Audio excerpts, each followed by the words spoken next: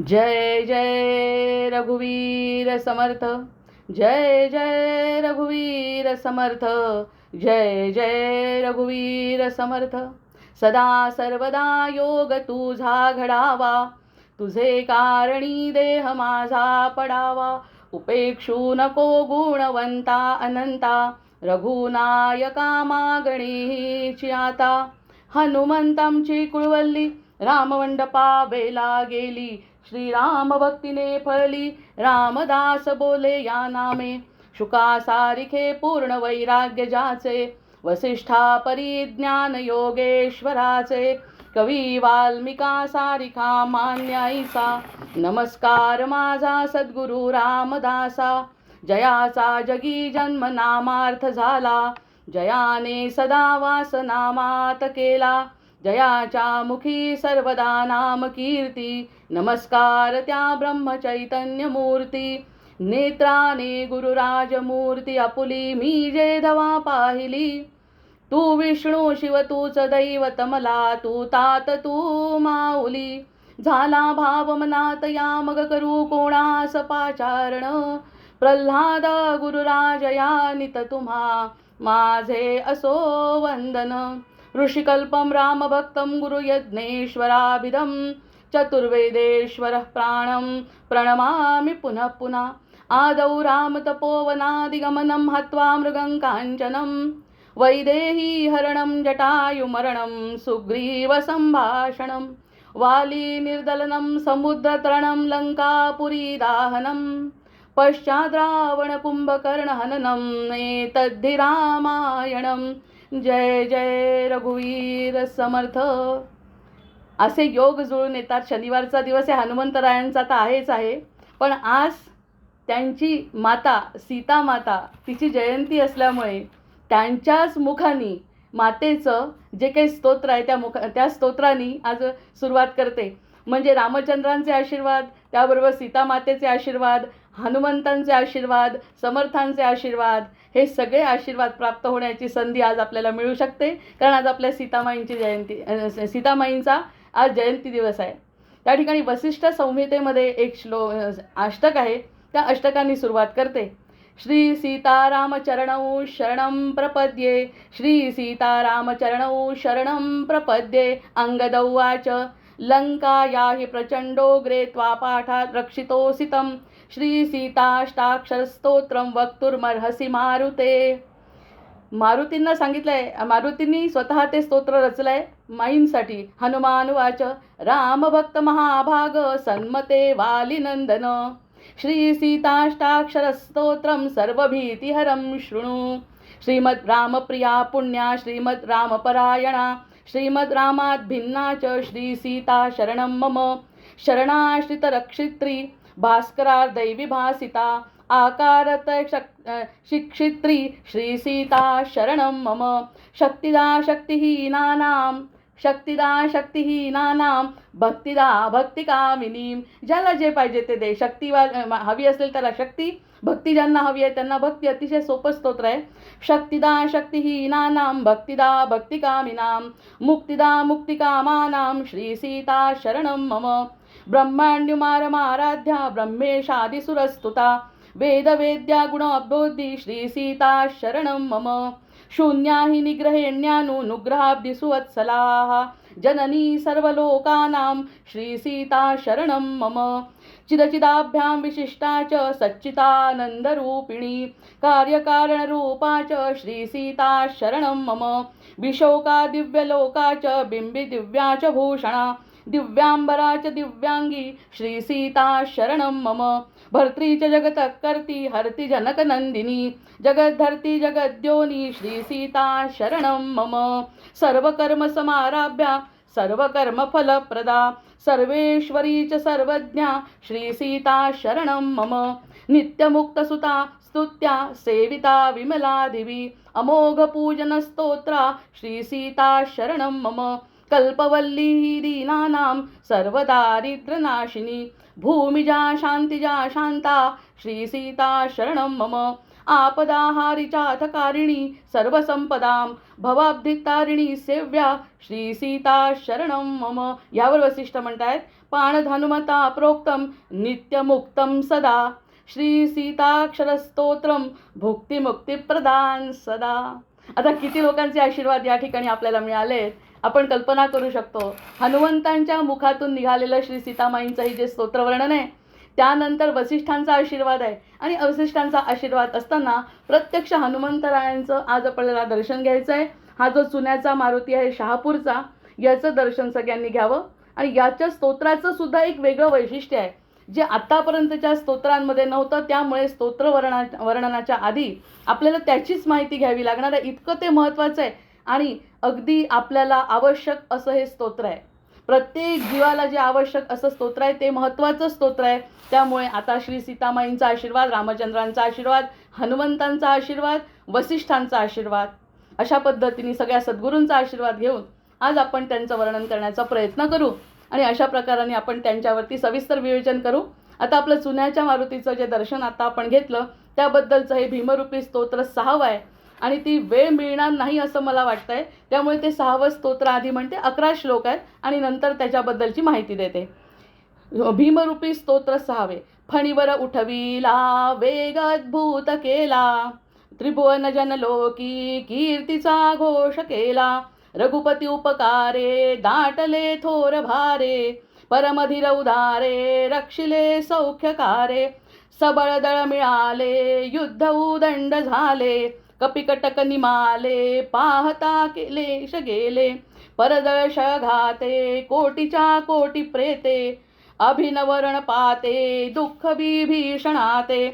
कपिरी सघन दाटी जाहली थोर आटी, म्हणून जग जेठी धावणी 4 कोटी. मृत्यूवर उठविले मोकळे सीध झाले, सकल जन निवाले धन्य सामर्थ्य चाले. बहुप्रिय रघुनाथा मुख्य तू प्राणनाथा, उठवी मज अनाथा दूरी सारून वेथा. झडकरी भीमराया तू करी दृढ काया, रघुवर भजनाया लाग वेगेची जाया. तुझ विण मज पाहे पाहता कोण आहे, म्हणून मज माझे रे तुझी वास पाहे. मज तुझ निवरिले पाहिजे आठविले, सकळी निज दासा लागी सांभाळविले.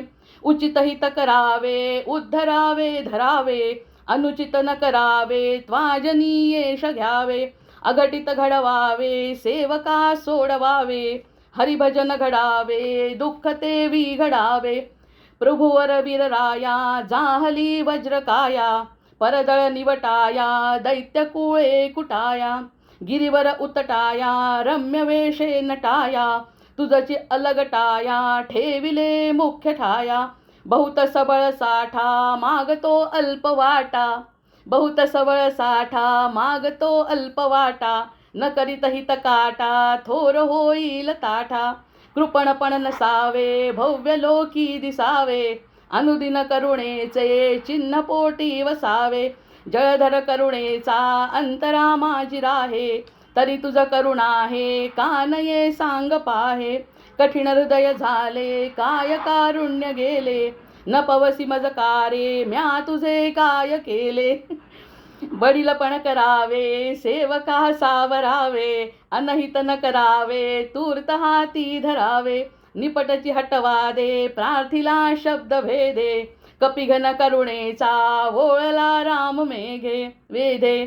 बहुतची करुणाया लोटली देवराया, सहजची कफकेते जाहली वज्रकाया. परमसुख मिळासे सर्वदा सानुदासे, पवन तनुज तोषे वंदिला सावकाशे. जय जय रघुवीर समर्थ, जय जय रघुवीर समर्थ. मी पुन्हा पुन्हा सांगते आहे, हे स्तोत्र अतिशय महत्त्वाचं आणि आपल्या आवश्यकतेचं स्तोत्र आहे. यावरती चिंतन केलं आहे आणि काल त्याचा अनुभवसुद्धा आला आहे मला. आणि जसं जसं याचं चिंतन केलं मोहनबुवांच्या पुस्तकातून, तर खरंच इतका वेगळ्या प्रकारचा अनुभव आला. अनुर्वाच्य समास जो आहे त्या समासामध्ये जे सांगितलं आहे की जे सांगता येत नाही असं काहीतरी देव देतो. आणि हे स्तोत्र सिद्ध आहे हे मी स्वतः सांगते. हे जे स्तोत्र आहे हे सिद्ध आहे हे मी स्वतः अनुभव घेऊन सांगते. इमिजिएट साक्षात दर्शन, साक्षात आनंद, जे काही आपल्याला पाहिजे ते साक्षात देणारे स्तोत्र. याचं कारण आहे समर्थ स्वतः त्या ठिकाणी कसं मागतायत बघा. समर्थ स्वतः त्रासात आहे. मी ते बोलत नाही आता, एकदम सुरुवात त्याची करते. आता स्तोत्र झालं आणि त्याचं दर्शन पण घेतलं. चुन्याचा मारुती जो आहे तो शहापूरला आहे. आणि ज्यांना कफाची व्यथा आहे, ज्यांना आता बघा महत्त्वाच्या गोष्टी सांगतायत या स्तोत्रामध्ये समर्थ, ज्यांना कफाची व्यथा आहे हे स्तोत्र नित्य पठण करावं, त्यांच्या कफाची व्यथा निश्चित दूर होईल. आता नेहमीचं ते वाक्य आहेच आपलं की भक्तियुक्त अंतःकरणाने जर हे स्तोत्र म्हटलं तर कफाची व्यथा असणाऱ्यांचं हे हरण होतं, कारण त्यांची स्वतःची कफाची व्यथा त्या स्तोत्रातून एका क्षणात हनुमंतरायांनी हरण केलेली आहे आणि सतेज कांती केली आहे. शेवटचं जे वाक्य आहे ते आपण ऐकलं आहे, सतेज कांती झाली म्हणतात माझी. कोठे जावे काय करावे आरंभिली बोहरी. कुठे जावं काय करावं मला समजत नाही असा आक्रोश करणारं जे सैरभैर समाज, त्याचं निरीक्षण आपण आता करतोय. कोठे जावे काय करावे. आता आपण हनुमान भक्त आहोत, आपण समर्थ भक्त आहोत किंवा आपण सत्संगामध्ये आहोत तर आपल्याला भीती वाटत नाही, कारण मन असं स्थिर आहे. पण थोडंसं समाजाकडे बघितलं तर समाजाकडे एखादा कटाक्ष दाराच्या बाहेर पडल्याबरोबर आपलं मन विव्हळ होत आहे, व्याकुळ होत आहे. एक तर स्वतःला त्रास होतो म्हणून किंवा इतरांचा त्रास होतोय ते बघवत नाही म्हणून, म्हणजे एकूण व्यथा अतिशय आहे.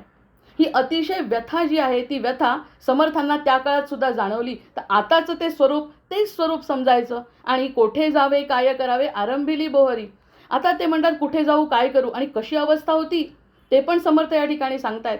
कोठे जावं काय करू आक्रोश करतायत, सैरभैर समाजाचं निरीक्षण करतायत. आणि आताचं जे समाज आहे त्या समाजामधलं आणि ते वर्ण तंतोतंत जुळत आहे.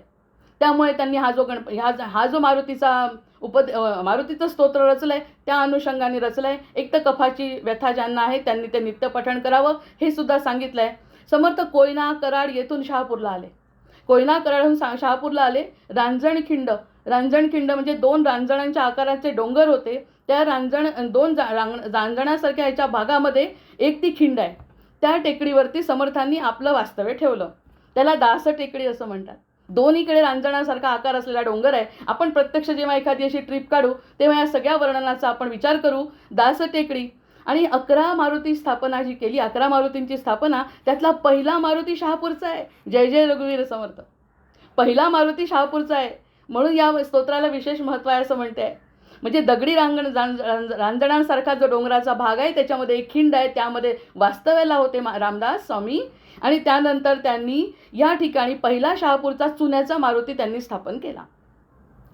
आता कडवी परकीय राजवट अतिशय कडक, देश धर्माबद्दलचा स्वाभिमान बाळगणं हा गुन्हा होता त्या काळात. आता नाही आहे का तसंच? आताची परिस्थिती काय वेगळी आहे.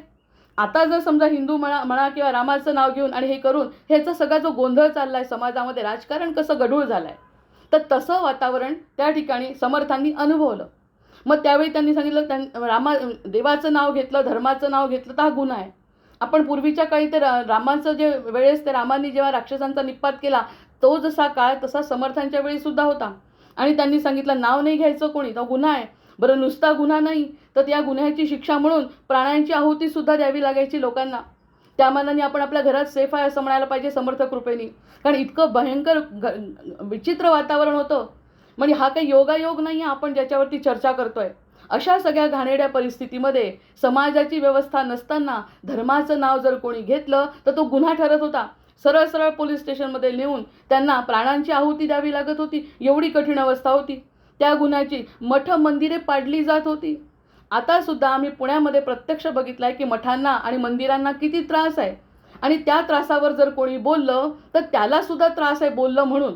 जो बोलेल म्हणजे राज्यच आपलं नाही, सरकारच आपलं नाही, पोलीसच आपले नाही, तर कुणाजवळ आपली तक्रार मांडायची. त्यामुळे सगळेजण आपापल्या घरात शांत बसले आहेत.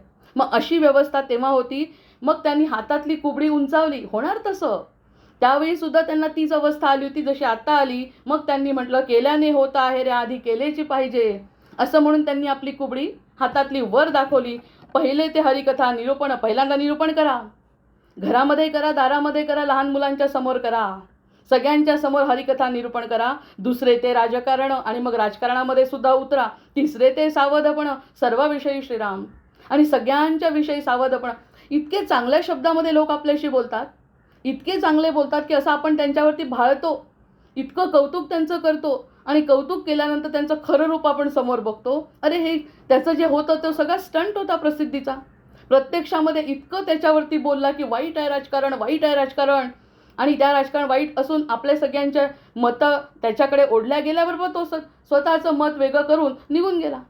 म्हणजे सावधपण जर आपल्यामध्ये नसेल तर आपलं बदनामी करतात हे लोक. आपण चांगल्यांना बघू शकत नाही, कोण चांगल्या रूपामध्ये आहे आणि कोण वाईट रूपात. फक्त रावणाच्याच वेळी राक्षस होते असं नाही, आता सुद्धा जे वाईट वागतात ते राक्षसच आहेत, ते यवनच आहेत. आणि अशी अवस्था होती. म्हणून त्यांनी सांगितलं सावधपण. पहिल्यांदा तर हरिकथा निरूपण प्रत्येकाने करा, पण हरिकथा निरूपण करत असताना नुसतं निरूपण मनन चिंतन नसून तसा अनुभव घ्या. माझा अनुभव घ्या. मी आज या स्तोत्रामध्ये तुम्हाला अनुभवच देतो म्हणे सरळ, आणि प्रत्येकाचा येईल. 80% लोकांना हा अनुभव येणार आहे याची सुद्धा मला खात्री आहे. कारण हा योग सीतेच्या जयंतीच्या दिवशी येणं, शनिवारी येणं, ही काही आपल्या हातातली घटना नाही. त्यामुळे त्यांनी सांगितलं मग आता हा मारुती कसा आहे, 6 फूट उंचीचा आहे, डोक्यावर सुंदर गोंड्याची टोपी आहे. प्रत्येक मारुतीचं वर्णन वेगळं आहे, पहिल्यांदा केलं आहे त्यांनी. याची प्रतिकृती म्हणून मंदिरामध्ये एक पितळेची मूर्तीसुद्धा त्यांनी स्थापन केली, प्रतिकृती. बाकीच्या ठिकाणी असं काही बोललेलं नाही. पितळेची मूर्ती केली. ही समर्थकालीन मूर्ती, ही जी समर्थकालीन मूर्ती आहे पितळेची, म्हणजे त्या चुन्याच्या मारुतीच्या समोर पितळेची जी मूर्ती ठेवली आहे, ती मूर्ती घेऊन ती मूर्ती चाफळला जाते रामनवमीला. आणि रामनवमीला ही मूर्ती असल्याशिवाय चाफळचा उत्सव सुरू होत नाही, रामजन्मीचा उत्सव सुरू होत नाही. म्हणजे इतकं महत्त्व शहापूरच्या मारुतीचं आहे. मग शहापूरची जी मारुतीची मूर्ती स्थापन केली, मूर्ती स्थापन केल्यानंतर त्याचं अस्तित्व मला चाफळलं पाहिजे, कारण पहिली मारुतीची मूर्ती आहे ती. त्यामुळे त्यांनी तिथे पितळेची मूर्ती पंचधातूंची असेल ती पाहायला जायला पाहिजे, ती त्यांनी स्थापन केली. आणि ती उत्सव मूर्ती म्हणून रामनवमीच्या उत्सवामध्ये चाफळला आणली जाते. आणि चाफळचा उत्सव त्याशिवाय होत नाही. मूर्तीला यायला उशीर झाला तर उत्सवाला सुद्धा उशीर होतो. इतकं महत्त्व या शहापूरच्या मारुतीचं आपल्याला सांगतायत. रामनवमी उत्सव या मूर्तीच्या रूपाने समर्थ आजही चाफळला वास्तव्य करतात. ती मूर्ती जेव्हा राम उत्सवामध्ये येते म्हणजे समजून जायचं की समर्थ त्या ठिकाणी आहेत. अशी ती व्यवस्था शहापूरच्या मारुतीची समर्थांनी दक्षता घेऊन केलेली आहे. बरं, पुढे म्हणूनच या मारुतीला समर्थ मारुती म्हणतात. म्हणूनच या मारुतीला चुन्याचा शहापूरचा नाही, समर्थ मारुती म्हणतात. किती जाज्वल्य असला पाहिजे. नंतर ते म्हणजे शहापूरच्या गावात समर्थ भिक्षेसाठी जात. गंमतच आहे या स्तोत्राची तर खूपच गंमत आहे. समर्थ भिक्षेसाठी जात. रघुरायाची जय जय रघुवीर समर्थ गणाधीश जो ईश सर्वा गुणांचा, मुळारंभारंभ तो निर्गुणाचा, नमू शारदा मूळ चत्वारी वाचा, गमू पंथानंद या राघवाचा, जय जय रघुवीर समर्थ, असं म्हणून भिक्षेला जात असत. आणि भिक्षेला गेल्यानंतर रघुरायाच्या नावाची खणखणीत गर्जना करून भिक्षा मागायचं. कुठे? शहापूरला. मग शहापूरला गेल्यानंतर भिक्षा, मग हे म्हटलं ही गर्जना ऐकली की तिथे एक ऐकलं असेल ना सगळ्यांनी, ही गोष्ट काही नवीन नाही आहे प्रत्येकाला. तिथे एक सतीबाई शहापूरकर आहे, शहापूरचाच आहे ना तो गणपती. तिथे सतीबाई शहापूरकर नावाची एक व्यक्ती होती. ती म्हणायची, ती जी बाई होती तिला ह्यांची हाक ऐकली, जय जय रघुवीर समर्थ ऐकलं की तिच्या अंगाची आग मस्तकाला जायची, मस्तकापर्यंत पोचायची. इतकी चिडचिड व्हायची. आणि तिचं मत काय होतं की रामाचं नाव केव्हा घेतात, राम नाम सत्य आहे, तेव्हा रामाचं नाव घेतात म्हणे. जे सत्य आहे त्याचा सुद्धा असा नकारात्मक अर्थ कोणी काढू शकत असेल म्हणजे कमाल आहे. पण समर्थ ती म्हणायची की ज्यांनी रामाचं नाव घेतलं त्यांच्या घरातले सगळे एक एक जण करून मरतात, त्यांचा मृत्यू होतो. रामनाम हे फक्त शेवटच्या वेळी घ्यायचं असतं, असं जेव्हा तिचं म्हणणं. त्यामुळे समर्थ आलेले दिसले. आणि समर्थ तसे मिश्किल, आणि समर्थ मिश्किल असल्यामुळे तिच्या घरासमोर जाऊन मोठमोठ्यांनी श्लोक म्हणून आणि तिच्याकडून भिक्षा मागायचा प्रयत्न करायचे. आणि यांना माहीत होतं हे जे समर्थ आहेत ना ते त्रिकाल ज्ञानी आहेत. ते साधे आहेत का, सर्वसाधारण आहेत का भिक्षा मागणारे, त्यांना त्रिकाल ज्ञानी असल्यामुळे ही माझी भक्त आहे हे त्यांना माहिती होतं. त्यामुळे ते आणखी तिच्यासमोर घराच्या समोर जाऊन भिक्षा मागायचे आणि तिची चिडचिड व्हायची. समोर तर यायचीच नाही, वरून त्यांना ठणकवायची. मग हे वेणास्वामींच्या बाबतीतही घडायचं. पण वेणास्वामी आठवण काढायच्या, वेणास्वामींना त्यांच्या घरचे देऊ देत नव्हते, हा प्रश्न आहे. वेणास्वामींची इच्छा होती समर्थांना भेटायची, पण या शहापूरकर सतीबाईंचं जे होतं तिला स्वतःलाच आवडायचं नाही. म्हणजे हा जोगड्या आला आपल्या घरी की आपल्याकडे मृत्यू निश्चित आहे, त्यामुळे हा जोगड्याचा आमच्या घरावर सावलीसुद्धा पडायला नको, असं म्हणून ती त्यांना टाळायची. पण समर्थ चुकलेल्यांना वाट दाखवणारे किंवा त्यांनी डोळे बंद करून बघितलं की ही तर आपली भक्त आहे, ती कशी का वागेना, आपल्याला तिला सांभाळावं लागणार आहे, तिचं कल्याण आपल्याला करावं लागणार आहे. म्हणून मनातल्या शंका भ्रम संदेह निघून जावा यासाठी समर्थ सतत येत होते आणि सतत तिला भिक्षा मागत होते. पण ती कधीही बदली नाही. विरोध होत आहे मग काय त्या दारातच जायचं असं समर्थांनी ठरवलं. जिथे विरोध होतो एक तर त्यांना कळलं होतं की ती माझी भक्त होणार आहे पुढे. रामनामाचा उतारा देऊन डोक्यातील भ्रामक कल्पनांची भूत काढून टाकायचं आहे म्हणे हिला जे वाटतंय की मरण आहे आमच्या घरात मरण होतं, त्याला रामनामाचा उतारा देतो आणि त्यांच्या मनातलं भूतच काढून टाकतो. म्हणून ते मुद्दाम तिच्या घरी जायचे. पण मुळात ती जी सतीबाई होती ती सात्विक होती, पण तिला रामनाम नको होतं. कारण तिला रामनामाचं काय कारण आहे त्यांनी सांगितलं. चवताळून उठायची. त्यांना रामनाम म्हणजे मृत्यूची अवकाळा वाटायचा. त्यामुळे भरल्या घरात रामनाम घ्यायचं नाही म्हणे. भरल्या घरामध्ये रामनाम घ्यायचं नाही ही त्यांची कथा आहे. आणि बुवांनी इतकी सुंदर सांगितली की ते म्हणे भरल्या घरामध्ये जर नाव घेतलं होतं ही तरेवाईक अवस्था खरंच समर्थांना कशी सहन होईल. आणि पुढे जाऊन जर समर्थ तिचे गुरु होणार आहेत तर त्यांना ते कसं होणार आहे. मग सीताबाईंच्या एक दिवस काय झालं, मग आता घटना घडली. एकदा असं झालं की ह्या ज्या सीताबाई आहेत त्यांच्या नवऱ्याला म्हणजे तिच्या पतीला आदिलशहानी हिशोबासाठी पकडून नेलं. तो जो हिशोब आहे तुम्हाला सांग म्हणाले. आणि ते पकडून नेल्यावर समर्थ नित्याप्रमाणे त्यांच्या घरासमोर आले. जय जय रघुवीर समर्थ म्हणाले. एक श्लोक म्हटला मनाचा आणि जय जय रघुवीर समर्थ म्हणाले तर सगळं चिंतायुक्त वातावरण दिसलं. इतकं चिंतायुक्त जाणवलं. त्यांनी जेव्हा तिला विचारायचा प्रयत्न केला काय झालं, ती अर्थातच चिडली. बघा म्हणे तुम्ही येता तर लागली म्हणे आमच्या घराला अवकळा आणि माझ्या नवऱ्याला पकडून नेलाय म्हणे. तर ते म्हणाले पकडून नेलाय. रागाने बोलली. मला जे वाटत होतं तेच घडलं की नाही. मी तुम्हाला म्हणत होती माझ्या घरासमोर येऊ नका. बघा म्हणे माझ्या नवऱ्याला पकडून नेलं. भलेही हिशोबासाठी काय होईना पण माझ्या नवऱ्याला नेलंय. लागली तुमची अवकळा आणि तुम्ही माझ्यासाठी अतिशय वाईट ठरलात. त्यामुळे याच्यानंतर यायचं नाही. तरीही समर्थ शांत राहिले. आणि समर्थांनी सांगितलं बाई झालं काय हे तर सांग.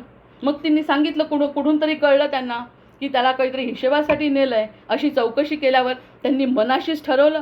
आज त्यांनी सांगितलं बाईला. ती बोलतेय रागानी तुमच्यामुळे माझं असं घडलं. आणि ते म्हणतात बाई 11व्या दिवशी तुझा नवरा तुझ्या घरी परत येईल. ही माझी ग्वाही आहे. तू मान किंवा न मान 11व्या दिवशी तुझा नवरा घरी येईल. आदिलशहाकडून आदिलशहाने पकडून नेलाय त्याला. तो 11व्या दिवशी तुझ्या घरी. आणि 11, 13 ह्याला फार महत्त्व आहे रामनामाच्या ह्याच्यात. त्यांनी सांगितलं बाजीपंत घरी येतील. माझे बाजीपंत घरी येतील म्हणाले. म्हणजे बहिणीचा नवरा माझ्या बहिणीचा नवरा बाजीपंत घरी येतील आणि आशीर्वाद दिला. माघारी निघून गेले. लाभाविण प्रीती करणारे समर्थ आहेत. त्यांना लाभ काय हवा होता. त्यांची भिक्षेसाठी जात होते का ते. तिने रामभक्त व्हावं. जो रामाचा राग करतो त्यांनी रामभक्त व्हावं आणि खरी प्रचिती आनंदाची घ्यावी यासाठी येत होते ते. त्यांना भिक्षा अनेक ठिकाणी मिळाली असती. पण हिला लाभाविण प्रीती संतांची जी असते त्यासाठी त्यांनी काय केलं. कारकुनाचा वेश घेतला. कारकुनाचा वेश घेऊन आदिलशहाकडे गेले. जय जय रघुवीर समर्थ. आदिलशहाकडे गेल्यानंतर त्यांना सगळे बाजीपंत अर्थातच समर्थांना काय माहिती नाही आहे. म्हणजे ही प्रतीची आहे ना सत्यप्रचिती म्हणते मी या स्तोत्राबद्दल. म्हणूनच मला म्हणायचं आहे आज की सत्यप्रचिती देणारे समर्थ पुढे जाऊन ताणकी देणार आहे एक. तर त्यांना सांगितलं हा हिशोब असा आहे. हा असा हिशोब करायचा आहे. आणि अतिशय तंतोतंत तो हिशोब जुळला. तंतोतंत जुळणारच आहे. समर्थ ज्यांच्या पाठीशी आहे त्यांचा जुळणार नाही का.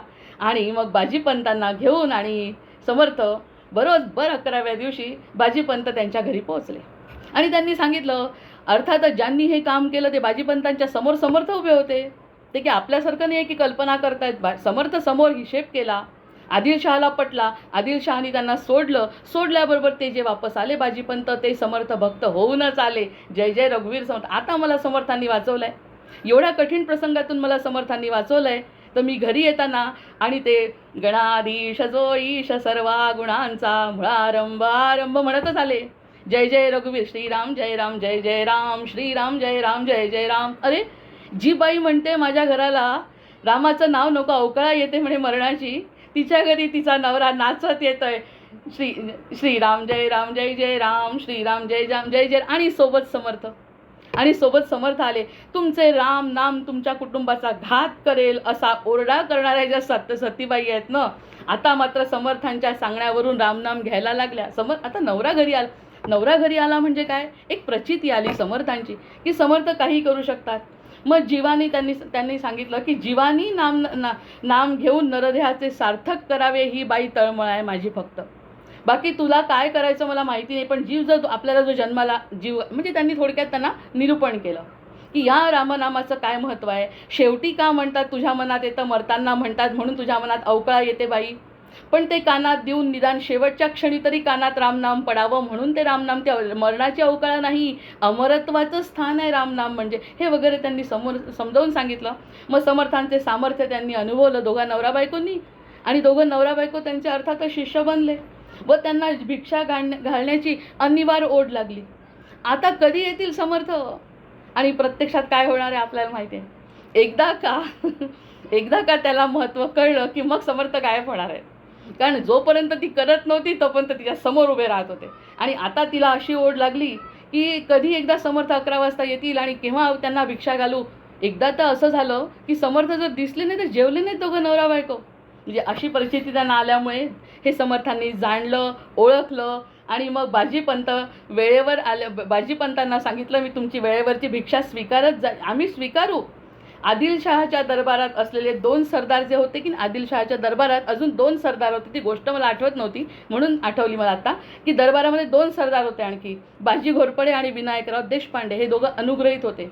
त्या सगळ्यांच्या समोर समर्थांची चर्चा झाल्यामुळे आता बाई तर अगदी अशा झाल्या होत्या की समर्थ आपल्या कधी कसे येत होते हे त्यांना कळेना.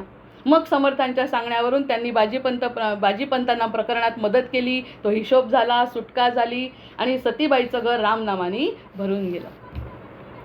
म्हणून ते बुवा म्हणत होते आधी की आश्चर्य वाटतं ना की सतीबाई यांची भक्त झाली. म्हटलं का आश्चर्य वाटायचं. मग त्यांनी ती गोष्ट सांगितली की ती बाई कशी होती. चित्ताला समर्थांच्या खडावांचा आता असा कान असे टवकारून, कधी समर्थांच्या खडावांचा कान आवाज आपण ऐकतो असं झालं होतं. ओढ तीव्र समर्थ दर्शनाच्या शिवाय अन्नही ग्रहण करणे नव्हते, हा नियम झाला. मग भौतिक नात्यांपेक्षा सद्गुरू आणि भगवंतांचे ऋणानुबंध हे जन्माजन्मीचे असतात. ते दोघंही सद्गुरू रूपात विसावले आणि उपासनेला लागले. त्यांनी सांगितलं, बघ आतापर्यंत, आता घरात समजा तुझं मरण, याच्या घरामध्ये एखादं मरण झालं, मृत्यू झाला, तरी तो भौतिक आहे. त्या भौतिक मरणामुळे तू माझा संबंध जोडू नको त्याच्याशी ग. ज्याचं त्याचं प्रारब्ध. आता त्याच्यावर निरूपण समर्थांचं सतीबाईंना, कारण पुन्हा दिसणार नव्हते समर्थ, त्यामुळे त्यांनी एक समोर तिच्या उभं राहून सांगितलं, समजा ही मरण होऊ शकणार नाही असं नाही, ज्या अर्थी ही घटना घडली म्हणजे तुझ्या घरात मरण होणार नाही असं मी कारण समर्थ कसे होते, अगदी स्पष्ट बोलणारे, ते कधीही कोणती बुवाबाजीला थारा नाही आणि खोटं बोलणार नाही, अद्वैत सिद्धांताचे द्रष्टे.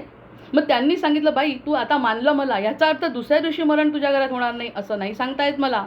पण जरी झालं तर त्याच्यावरती त्यांनी निरूपण केलं आणि सांगितलं की मरण, जन्म या सगळ्या घटना आपल्या प्रारब्धावर अवलंबून असतात. रामनाम आपल्याला भवसागरातून पार करण्यासाठी आहे.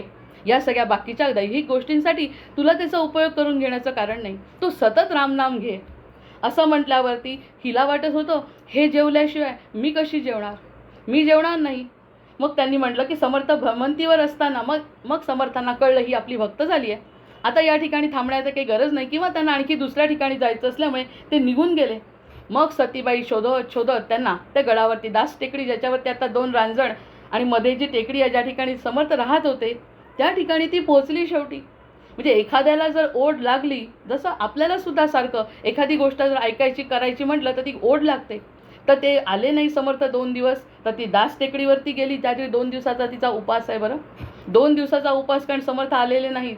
समर्थ रोज येत होते तेव्हा तिला किंमत नव्हती, आता आले नाही तर 2 दिवसाचा उपास आहे. आणि ते सगळे भिक्षा घेऊन आणि ती भिक्षा घेऊन दास टेकडीवरती गेली. एक दिवस डोंगरावर गेली. शनिवारच होता, आजच्यासारखा शनिवार होता. समर्थ होते बसलेले, समर्थ चिंतनात होते. आणि समर्थ चिंतनात असताना त्यांना समजलं की सतीबाई आलेल्या आहेत. त्यांनी आपली समाधी मोडली आणि त्यांना सांगितलं की बाई भाजणीचे वडे आण गं. ही खरी घटना घडलेली आहे बरं. जर कोणी एखाद्या संतांनी सांगितलं आणि आपण ते पूर्ण केलं, काय मिळेल, भाजणीचे वडे आण आणि वडे करून ताट घेऊन ये, जा घरी वडे घेऊन ताट करून ये आणि झाकून ते वडे आण, आणि आणल्यानंतर तो माझ्या मारुतीरायाच्या समोर ठेव आणि मागे न वळता म्हणे तू निघून जा. या स्तोत्राचं महिमा इतका आहे ना की ते स्तोत्र सुरू व्हायच्या आधीच आपण त्याच्यामध्ये अगदी, म्हणून त्याचे सगळे शब्द पुढे समजणार आहेत आपल्याला की समर्थांनी काय म्हटलेलं आहे. मग त्यांनी वडे घेऊन ये म्हणे, भाजणीचे वडे मला खावे वाटतात, माझ्या हनुमंतरायाला खावे वाटतात आहे, तर तू भाजणीचे वडे घेऊन ये. बाईंनी तसं केलं. घरी गेल्या आणि त्यांनी ते ताट भरून वडे केले, त्याच्यावरती झाकण ठेवलं आणि तो नैवेद्य घेऊन समर्थांच्या पुढे आल्या. आणि समर्थांनी सांगितलं होतं की तू मागे वळून बघू नको, जे काही तू ठेवलं आहे ते ठेव, नमस्कार कर आणि निघून जा.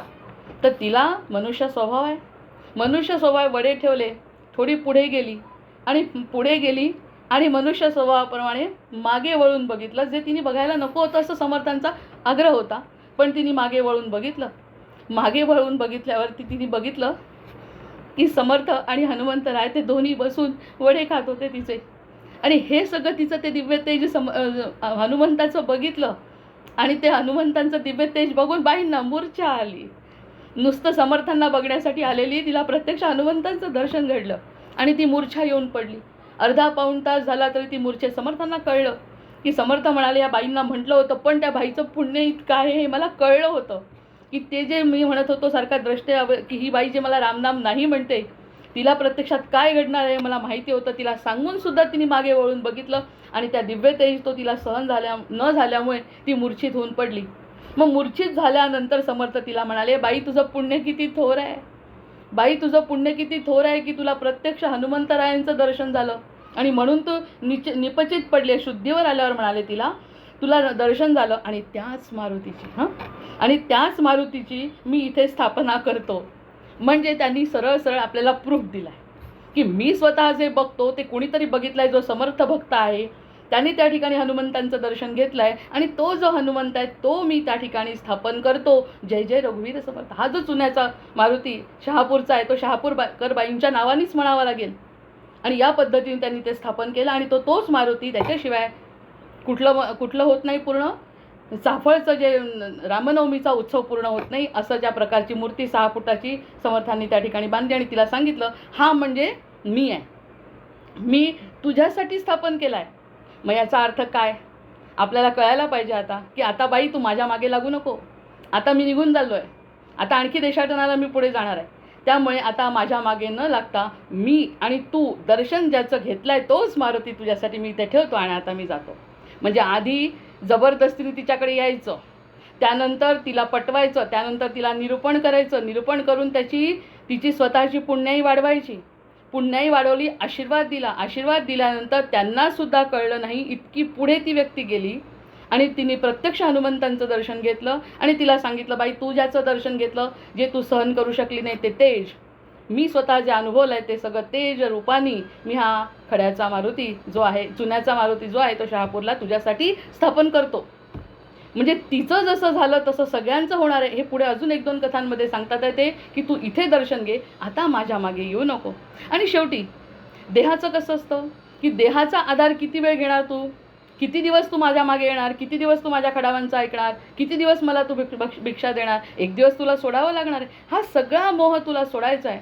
आणि इथे जो हनुमंत स्थापन केला आहे तो केवळ तुझ्यासाठी आणि तुझ्या पुण्याईनी तुझ्या कृपेनी स्थापन केला आहे. हा 11 मारुतीतला माझा पहिला मारुती आहे. त्यानंतर पुढे 10 मारुतींची स्थापना समर्थांनी केली. मग अशा प्रकारचा जसं मागच्या वेळेस गंगाधर पंतांना सांगितलं होतं त्यांच्या मोठ्या बंधूंना समर्थांच्या की गंगाधर पंतांना वेळ कशाचं लागलं की मला रामनामाचा मला नाम मिळावं. तर त्यांच्या वडिलांनी काय सांगितलं रामनाम मिळवायचं असेल तर आमच्यासारख्यांकडून घेऊ नको, तू सरळ मंदिरामध्ये जा आणि मंदिरात जाऊन तू त्यांची उपासना कर. आणि प्रत्यक्ष हनुमंतरायांनी त्यांना मंत्र दिला अशी आख्यायिका मागच्या आपल्या स्तोत्रामध्ये होती. पण त्या आख्यायीपेक्षा हे स्तोत्र वेगळं आहे कारण हा पहिला अनुभव आहे समर्थांचा. त्यामुळे समर्थांनी सांगितलं की या ठिकाणी मी माझ्या सगळ्या शक्तीनिशी सगळं तेज हनुमंतांचं जे आपण दोघांनी बघितलं आहे त्या सगळ्या तेजस स्वरूपाने जे मी बघितलं ते सगळं जसं तसं 6 फूट हनुमंत मी त्या ठिकाणी केला. मग तू आता मला नैवेद्य न अर्पण करता तू आता मारुतीरायांना ह्याच मारुतीरायांना अर्पण करत जा आणि तो मला मिळेल. म्हणजे हळूहळू समर्थांनी तिला आपल्या स्वतःच्या देहापासून म्हणजे आम्हाला सुद्धा प्रत्यक्ष खाऊ घालायची जी अवस्था आहे ती नाही राहणार आता. पहिल्यांदा जबरदस्ती, नंतर मिळत होते समर्थ, काही वेळ मिळाले. हनुमंतांचं दर्शन झालं सतीबाईंना आणि सतीबाईंच्या या दर्शनानंतर हनुमंत तिथे ठेवून म्हणजे हनुमंतांची मूर्ती तिथे ठेवून समर्थ निघून गेले. ह्याला द्रष्ट नाही तर काय म्हणणार. या द्रष्ट्या समर्थांची गोष्ट. समर्थांनी सतीबाईला म्हणजे या अनेक वेळा तिची निष्ठा पाहिली आणि पारखून बाजीपंत, सईबाई, त्यांचे पिताजी चुलते आबाजी मुरार आणि श्री दत्ताजी आनंद यांना अनुग्रह दिला. चौघांना म्हणजे आता हे जे अनुग्रह दिलेले लोक आहेत ते काय साधे बसतील का आता. त्यांना सुद्धा स्वतःचे वैयक्तिक अनुभव येणार आहे आणि त्यांनी असे अनेक लोकांना अनुग्रह दिला आणि त्या ठिकाणी श्रीराम जय राम जय जय राम या 13 मंत्राचा अनुग्रह त्यांनी या 4-5 जणांना दिला.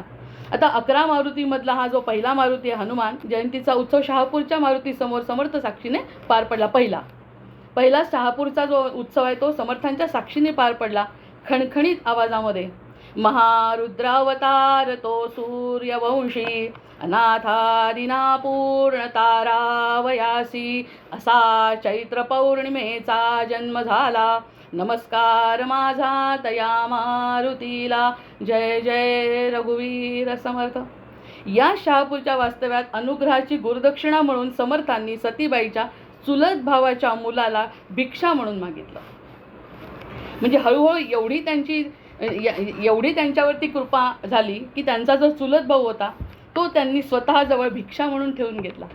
जी बाई तिला घरातलं कणिक देत नव्हती आणि जी बाई रामनामानी अवकळा येते म्हणत होती घरामध्ये, त्या बाईनी तिचा चुलत भाऊ समर्थांना भिक्षा म्हणून दिला. म्हणजे त्यांनी सुद्धा देशाटनासोबत स्वतः त्याच्या चुलत भावाला घेऊन गेलेले आहेत समर्थ. आणि हाच मुलगा पुढे माझ्यासोबत एक समर्थ म्हणजे मठाचे जे अधिपती आहेत ते बोलतात, ते तंजावरच्या गोष्टी सांगतात ना, तर सगळे नवलच वाटतं. सगळे त्या भागामध्ये त्यांचा जो मुलगा आहे त्यांचं नाव आहे भीमस्वामी तंजावरकर.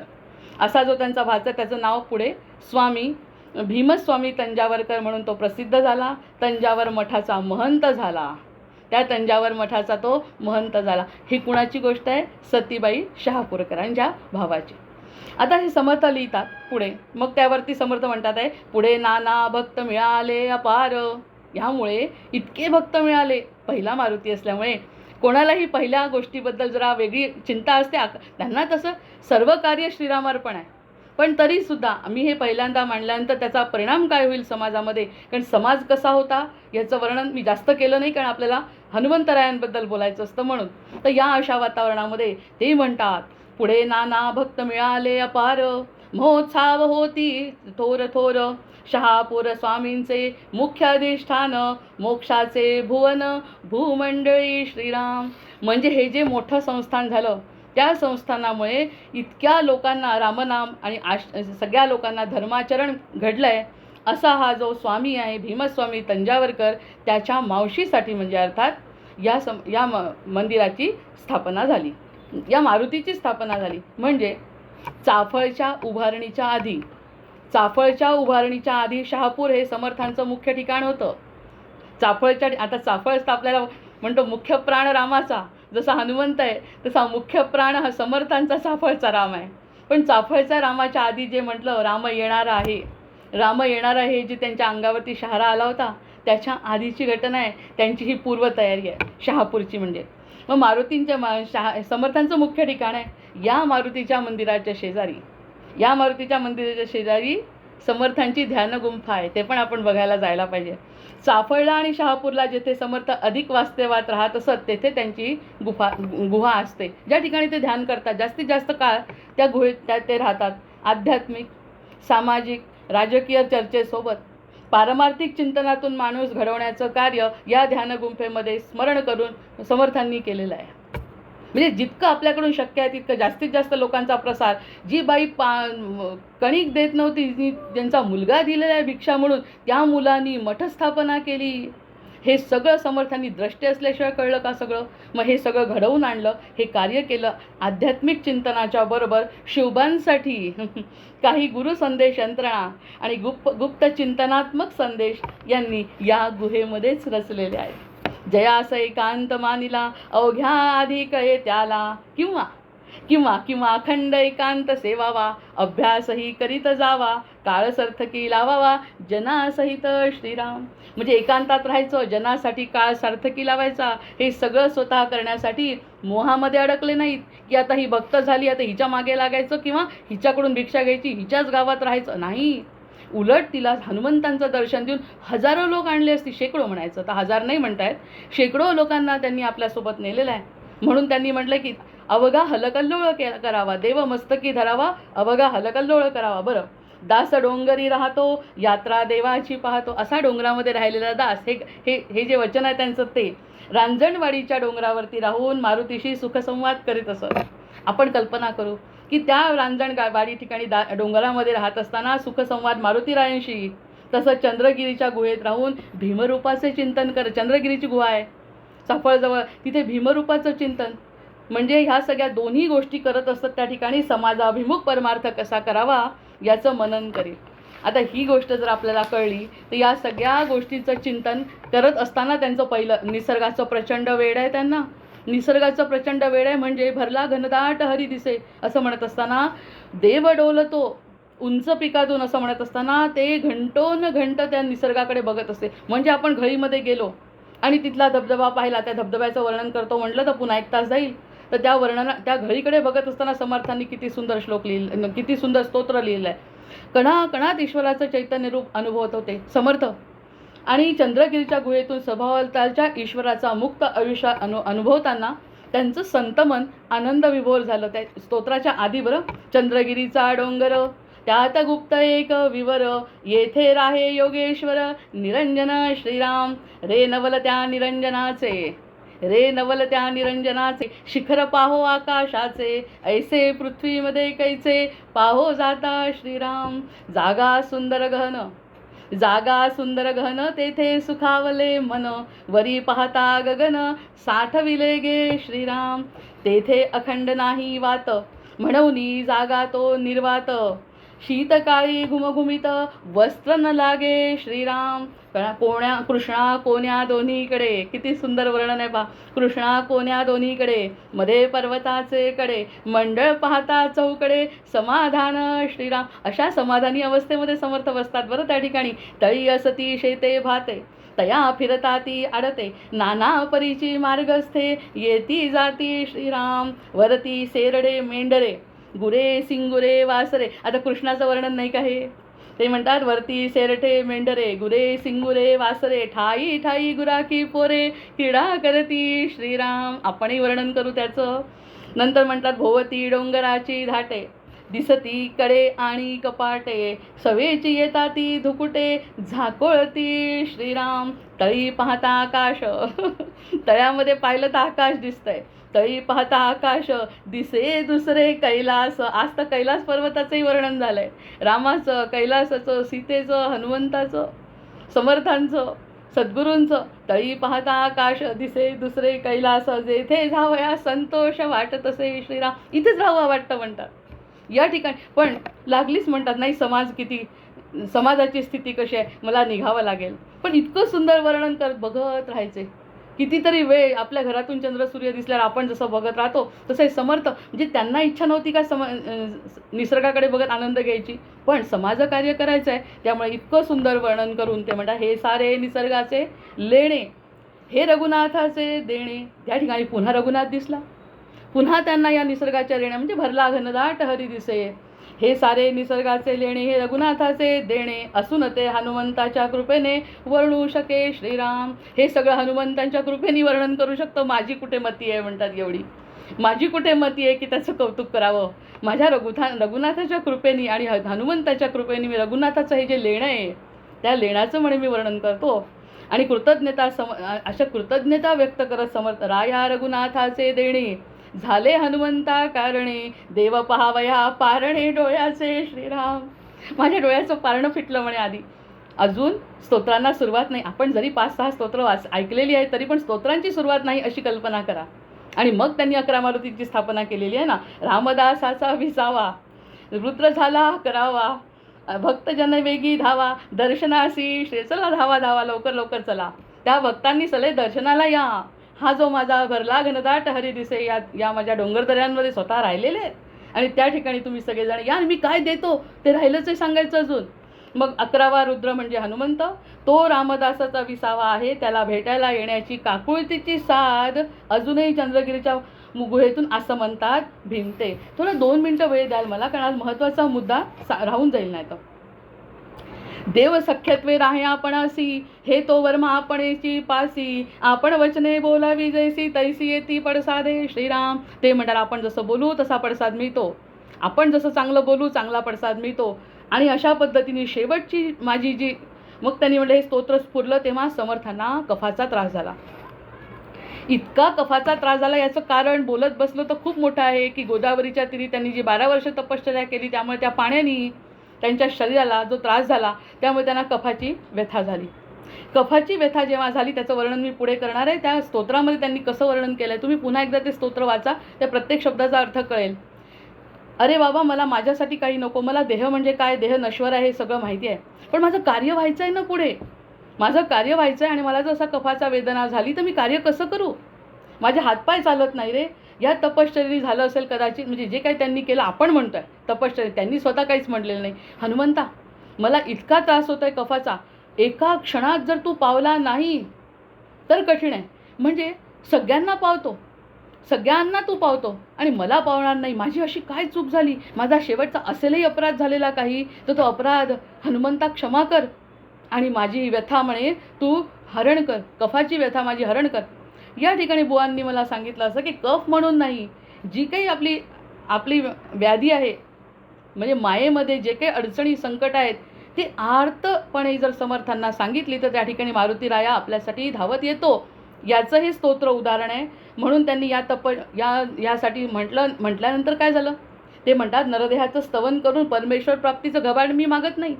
मला माहिती आहे की रामनाम किती महत्त्वाचे. मी शहापूरच्या सतीबाईंना नाही का सांगितलं की कोणी गेलं तरी काही मला जायचं का नाही आहे, कारण माझं कार्य राहिलं आहे. आणि माझं कार्य राहत असताना माझी काया चांगली पाहिजे. प्रारब्धाने मला कफाची व्यथा झाली आहे, ती व्यथा हनुमंता दूर कर. स्वतःच्या व्यथेबद्दल देवाजवळ काही मागावं असं मला वाटत नाही, पण आता मला का मागावं वाटतं आहे, कारण लाभेवी न प्रीती, मला इतरांचं अजून काही कार्य करायचं आहे. त्यासाठी हनुमंता, हेतू शुद्ध आहे माझा, हे तर तू ओळखतो, भगवंत हृदयस्थ आहे, हेतू शुद्ध आहे. हेतू शुद्ध असल्यामुळे हनुमंता, माझी ही कफाची व्यथा, माझी ही शारीरिक व्याधी तुला हरण केली पाहिजे. मोठ्या भावाला जसं म्हणावं तसं त्यांनी सांगितलं. आणि हनुमंत समर्थ वैराग्याचं बलोपासक, त्याचे मेरुमणी आहेत, शक्तीचे उपासक आहेत. स्वतःपुरता स्वार्थी हेतू तर निश्चितच नव्हता, पण ईश्वरोपासना करणाऱ्या कुणा तळमळीच्या साधकाला जर शारीरिक व्याधी असेल, ईश्वरोपासना करणाऱ्या, तळमळीने करणाऱ्या, अगदी देव म्हणजे माझा महत्त्वाचा, मी देवाचा, देव माझा असं जो म्हणतोय, त्याला जर व्याधी अडथळा करत असेल तर तिचे निरसन व्हावे. म्हणून आपला सखा मारुती भवरोग वैद्य असा भगवंत, त्याला मात्र मागणे मागावे म्हणतात. कारण त्यानंतर हनुमंतांच्या स्तोत्रामध्ये आलंय, त्यांची कांती सतेज झाली, त्यांची व्यथा गेली आणि समर्थांची कांती, हे स्तोत्रात वर्णन आहे त्यामुळे त्या स्तोत्रातलं वर्णन राहिलं आहे, तर त्यांची कांती सतेज झाली म्हणजे निमिषार्धात भगवंत पावले. हनुमंताला काय कठीण आहे, हनुमंतांना रामानी सांगून दिलं हनुमंताला की जो भक्त माझं नाव घेईल त्याच्यासाठी तू पुढे राहायचं आहे. त्यामुळे ते आले आणि त्यांना त्यांची व्याधी हरण केली, त्यांची कांती सतेज झाली. त्यानंतर त्यांचे कार्य किती झाले आपल्याला माहिती आहे, गहिवरले आणि त्या भावनेतून म्हणाले, भगवंत आता ही शेवटची हाक आहे, आता जर मला बरं वाटलं नाही तर माझं काही खरं नाही आणि इतका निष्ठुर तर तू नक्कीच नाही आहे. म्हणून व्यथा निरसनाचे साकडे मारुती रायाला घालावे, असा मारुतीच्या पराक्रमाचं आधी कौतुक केलं आहे. सुरुवातीला या स्तोत्रामध्ये सुरुवातीला कौतुक केलं आहे की कसा तू बलदंड आहे, बलभीम आहे, हे सगळं वर्णन केल्यानंतर हळूच म्हणतात, मारुती राया माझी ही व्यथा, म्हणजे कधीही कोणालाही काहीही न मागणारे, सतत देणारे, दातृत्व असणारे. पहिल्या स्तोत्रामध्ये बाकी त्यांना मारुतीरायांकडून शक्ती घ्यावी लागली, कांती सतेज केली, तुझी कृपा आणि प्रेमच माझा सांभाळ करू शकते. आता माझं नाही, अनाथांचा वाली तू, आता जर माझ्या जीवाचं बरं वाईट झालं तर कठीण आहे, माझं कार्य अर्ध आहे. त्यामुळे मला तू माझ्या जे काही व्याधी आहे त्याच्या व्याधीचं तू हरण कर. म्हणजे ऐहिक गोष्टसुद्धा भगवंतांनी समर्थांनी हनुमंतरायाला मागितली आणि ती त्यांनी दिली, त्यांची कांती सतेज झाली. मग अतिस्तुतीने तो पराक्रमी बलवान रामदूत हे लावला, इतकी स्तुती केली, इतके गहिवरले, कल्याण करी रामराया, रामराया कल्याण करी रामराया, दुसरं कोणी नाही माझं, तुझ्याशिवाय दुसरं कोणी नाही, असं जेव्हा त्यांनी म्हटलं, इतका हेलावला तो रामदूत इतका हेलावला, हिंदोळला आणि त्याच्या अपार कृपेने स्वामी रोगमुक्त झाले. जय जय रघुवीर समर्थ. आणि देह सतेज झाला, त्याचे कृतज्ञ पूजन केले समर्थांनी. मग त्याचं पूजन केलं, कारण माझी ही जी सतेज कांती त्यांनी बघितली, अरे वा आपण पूर्वीसारखे झालो. मग आणि त्यानंतर त्यांनी त्याचं पूजन केलं. असा हा अनुभव देणारा घेणारा असा जो मारुती राया आहे तो शहापूरला आपल्या समोर दास डोंगरी राहतो, अशा या विवेचनात आपण बघण्याचा प्रयत्न केला. आणि हे बघत असताना आश्वासन समर्थांनी दिलेलं आहे की तुम्ही जे मागाल ते मारुती राया, हा पहिला मारुती राया तुम्हाला देतो. त्यामुळे त्याचं एकदा पुन्हा दर्शन करूया आणि आज आपलं निरूपण या ठिकाणी थांबवूया. हा जो आहे हा 6वा मारुती शहापूरचा. जय जय रघुवीर समर्थ. भर्जनं भवबीजानामर्जनं सुखसम्पदां तर्जनं यमदूतानां राम रामेति गर्जनं न आवाहनं न जानामि तवार्चन पूजाञ्चैव न जानामि क्षम्यतां परमेश्वर क्षम्यतां परमेश्वर क्षम्यतां परमेश्वर. जय जय रघुवीर समर्थ. जय श्रीराम. जय श्रीकृष्ण. जय श्रीकृष्ण. धन्यवाद ताई. आपण आज आम्हाला सहावा मारुती शाबुत मारुती याचे पूर्ण माहिती सांगितली.